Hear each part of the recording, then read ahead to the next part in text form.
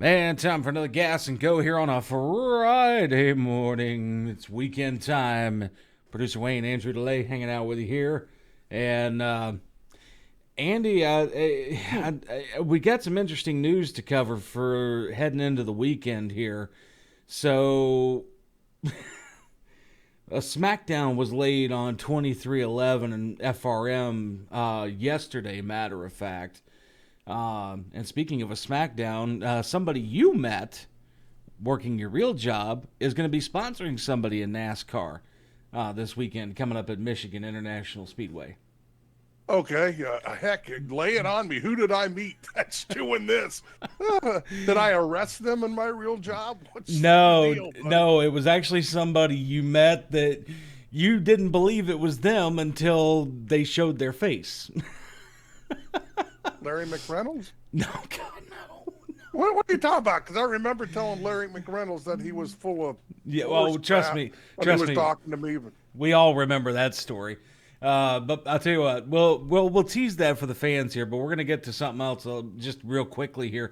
So as everybody knows, it is time for the Dirt Late Model Dream up at Eldora Speedway, and Mother Nature, Andy, she had some other plans because typically the Dirt Late Model Dream is a two-night deal on Thursday night and Friday night up there in Rossburg, Ohio. However, Mother Nature, and I know at least here in North Carolina yesterday, the rain was an absolute bear. Like, it just would not stop. And from what I've seen in pictures at Eldora Speedway, it was the same way up in the Plains region up there in Ohio, to the point now that they're going to be running both main events tonight. Oh, we're going to run it on Friday night. Mm-hmm. Okay. Well, you know what I think about dirt. You know, dirt's good for growing potatoes. So I don't follow dirt racing much, but it's fun. Right. Yeah, I mean, Don't go there wearing your Sunday best because you're going to get dirty at the track. Oh yeah. Oh, trust me. I am a testament to that too. When I was down at what is now formerly Boyd Speedway down in Ringgold, Georgia, when I was down there for the John Schneider, Bo Duke Classic, all that other good stuff they were going on down there that weekend. And I'm in there in a solid black shirt, jeans, the whole nine yards. And I wouldn't call it my Sunday best by any stretch. It was just what I usually wear to the track. And I remember coming back to the hotel, and you could just see all of the dust that had been kicked up onto my shirt, and I'm like, damn, I'm gonna have to do laundry before I go back to the track. That's what I'm saying, buddy. So that's going to be cool that they're doing it all in one night. It's a Yeah. hell of a night of racing tonight. Oh yeah, and Eldora Speedway, it's a historic half mile. Tony Stewart's done his thing there at one point in time, still has ownership of the track. So it's a great place if you've never been. And again, it's Eldora Speedway. It's Rossburg, Ohio. Make sure you go check out the Dirt Late Model Dream if you're in the area on Friday night, aka tonight, to see what's going on there. Moving along though, now here from Indianapolis, Indiana, still up in the Plains region, Andy. IndyCar this past weekend, they were in Detroit running the Detroit Grand Prix. Sadly, it's not on the road course out on the island. It's actually on the streets of Detroit now. Personally, I wish they would just go back to. I wish they'd go back to the island because it was a lot more fun there, in my personal opinion. A lot better racing. But regardless of the fact here, IndyCar officials from this past weekend have officially penalized the number 14 AJ Foyt Enterprises team following a post-race tech inspection after the Chevrolet Detroit Grand Prix. And that number 14, piloted by Santino Ferrucci, had a great run, though. I mean, he came home second place overall, right behind Kyle Kirkwood. However, the penalty, they were under the required driver ballast weight following the event. Oh, all right. Sounds like the NASCAR officials were taking a vacation over there this weekend. Talking of Detroit, big shout out to Seriously Fast Motorsports. Mm-hmm. They were covering the Detroit IndyCar race, and I gave him a shout out on Burning Rubber Radio, man. We're always supporting those folks at Seriously Fast Motorsports. Make sure you check them out. Speaking of which, have you had an article on the Truck Series lately? I haven't heard you talk about it. Oh man, I haven't, and I haven't. Listen, you know, folks, at real world jobs, we have them just like you. And Wayne runs a business, and I'm a cop, and that's an excuse, I understand, but I just have not had the chance to do any. I was going to say, I don't think it's so much that the job got in the way, Andy. I think you just had one of these. I didn't hear that. Was that a brain fart? Yeah, it was one of these. Yes. Oh, my Lord. Yes, you definitely have plenty of those. I was going to say, you have those on a day-to-day basis, but that one was the worst. These last few weeks, you've had that up in the brain, so we know how it goes. Moving on here, though, the NHRA is back at it again this weekend, Andy, and they're in Thunder Valley, Bristol, Tennessee. All right. And so some cool news that actually comes out of Thunder Valley for this weekend for the NHRA. And folks, if you've been following it as long as I have, Del Worsham is by far one of the... He might not be one of the most decorated drivers when it comes to the NHRA, but by far one of the most gifted overall as far as drag racing is concerned here.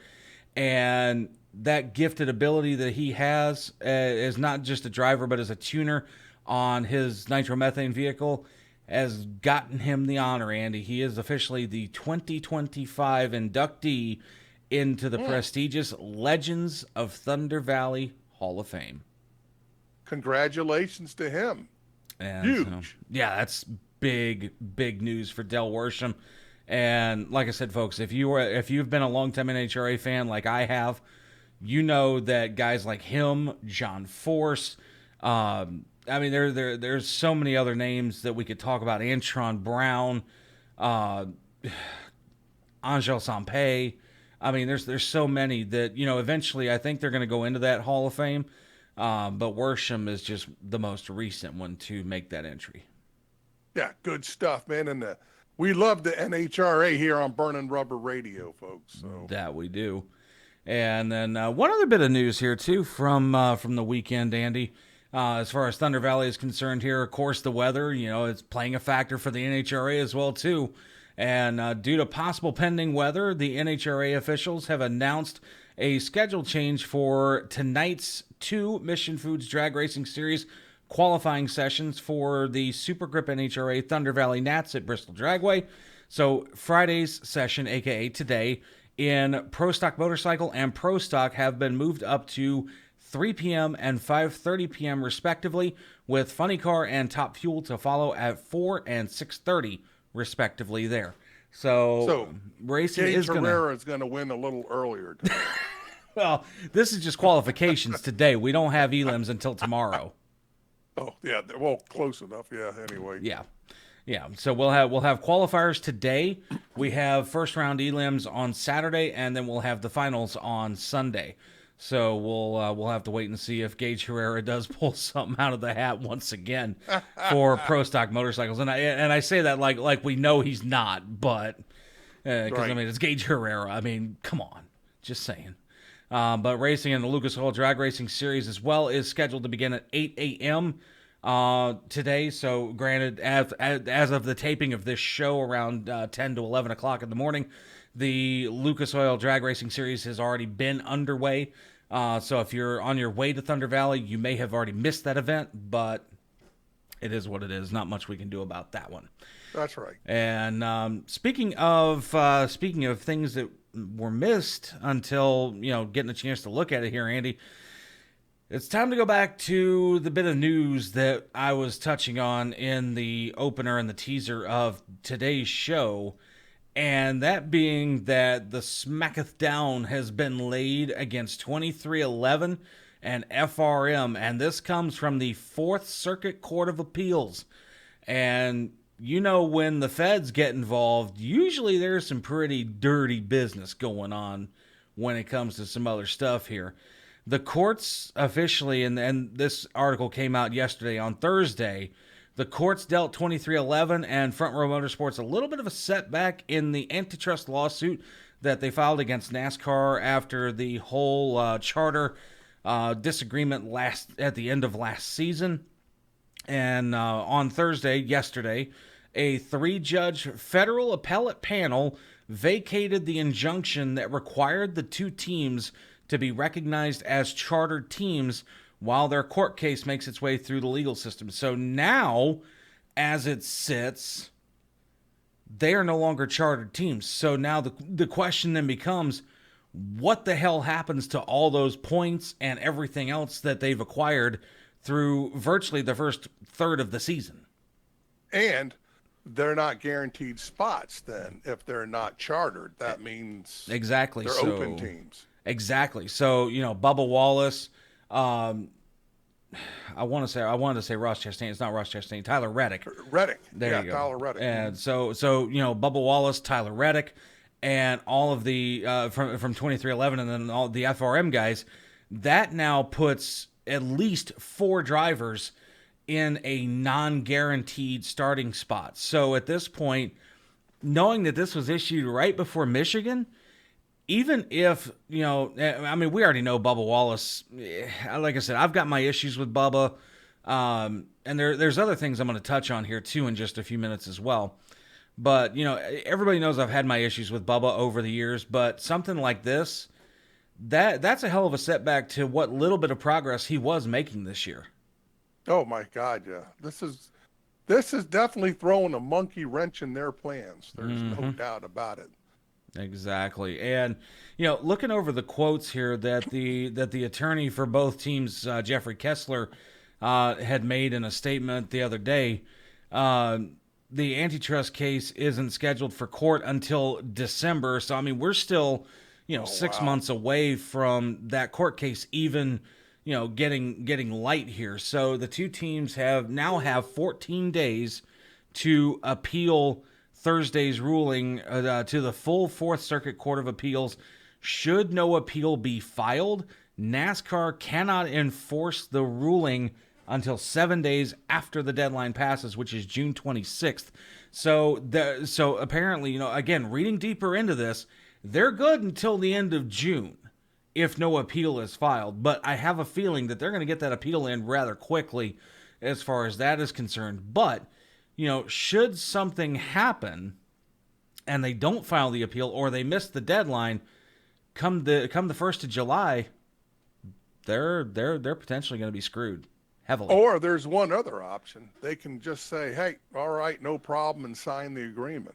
Now, that too, but and as we all know, though, the charter agreement that came out last year, it had a lot of questionable language in it. You look at guys like Hendrick and Penske and Gibbs and folks like that ended up signing the charter agreement. From what I've heard from sources that I've talked to, is that they actually did it under duress. They did not even like the idea of the new charter agreement. So 2311 and FRM were the ones that actually stood up and said, we're not signing this shit. And NASCAR is like, okay, you don't want to do that? Well, here's your penalty for that. Whereas these other teams, they didn't want to, but they were pretty much forced into doing it in the dark, in the dead of night. Yeah, understand it's sign this or go home, because believe it, NASCAR, it's their sandbox. It's NASCAR sandbox, play or go home. It's their ball. It is, but again, and this is the question that then is brought up here, and something to think about too. And folks on our Facebook page, facebook.com /Burning Rubber Radio, or our X page or Instagram, whatever the case might be. We want to hear your comments on this one too, because what? Again, I'm kind of playing devil's advocate here for a minute, Andy. What if none of those teams had signed the new charter agreement and all 40 teams did not have charters? Is NASCAR just going to automatically say nobody can race? or everybody's an open team. And realistically, how many years did we have open teams in NASCAR? Hey, I'm all about it. Like I've said before, and I want to reiterate this: the current charter system is stupid It that is. NASCAR hands. They need to be a franchise system, just like the NFL Or the NASCAR NBA. needs to own everything, and teams franchise from NASCAR. But hey, who am I?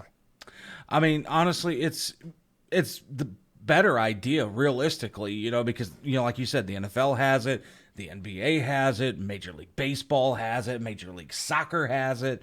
I mean, the only two sports that don't fall into that specific boat, technically, are professional wrestling and NASCAR. Yeah, and to be honest, professional wrestling is a show that's scripted, it's an act, and that's the truth. But I know but you folks will fight me, but you still get the point that I'm making, though. yes, I understand. And Yep. but I'll tell you what. Speaking of professional wrestling, I want to know who this person is that I supposedly met, a wrestler or whatever, that's sponsoring someone at Michigan. remember you're running with Hulk Hogan at the Royal Rumble. Oh yeah, So Hogan has his own beer company now. It's called Real American Beer, and it is back on the NASCAR track this weekend, teaming up with Hayek Motorsports to bring the American, or as it states here, bring its American energy to Michigan International Speedway for Sunday's Firekeeper Casino 400, and it is going to be sponsoring Ricky Stenhouse Jr. all right. So they'll actually run somewhere mid-pack. And I mean, looking at the car here too, I mean, it's it is completely decked out red, white, and blue, like a full flag theme with a big ass Real American Beer logo tattooed right next to the 47. So honestly, it's going to get some good exposure too on the broadcast. Well, man, I'm wearing the right shirt today. I got Cletus McFarland's "Hell Yeah, Brother" racing shirt on. So that's a Hulk Hogan car. That's a "Hell Yeah, Brother." Yeah. No. See, now if you're gonna do it right, oh God, what was Hogan's tagline for so many years? Let me tell you something, brother. Brother. We love you, Hulkster. Yes, we do. Yes, we do. Hulk's been through his own fair share of drama over the years, but it's still a great professional wrestler in my opinion. I mean, that's just how it is. Love him or hate him. Yeah, man. Love him or hate him. He was one of the greatest of the 80s. People said he had a hell of an attitude, which did create a lot of backstage issues. But we didn't get to see backstage for so long. So up until here recently, nobody knew about all that shit. So right. it's one of those things. It's like, if it was unseen, how can we even verify that stories are legit?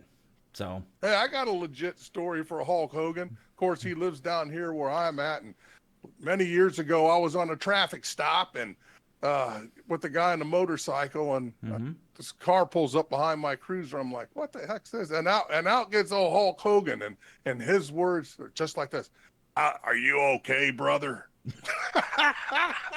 So wait a minute. Brother. Wait a minute. You've had more than one run-in with the Hulkster. Oh yeah, I know him very well. Oh God, yeah. So I can say I'm one of the few cops that can say, "Yeah, I've had Hulk Hogan back me up on a traffic stop." And the guy that was on the motorcycle did a double take. He's like, "Oh hell, that's Hulk Hogan." I said, "Yeah, it is, brother." Oh, man, that's great. Well, folks, with that said, that's going to wrap up a Gas and Go for the Friday edition on Burning Rubber Radio. Producer Wayne, Andrew DeLay right there. And with that said, guys, enjoy Michigan International Speedway this weekend. Cups there, trucks there. Xfinity is off until next week at Autodromo Hermanos Rodriguez. Oh, you got that right finally. Shut up. And I didn't even have to look at the schedule this time. I had it memorized, damn it. But either way. Yeah, hey, Muttley. Oh, man. But either which way, folks, with that said, we're out of here for the Gas and Go for the weekend. Producer Wayne and Andrew DeLay. We'll see you guys on Monday post Michigan, and we'll see what happens. Burning radio, baby.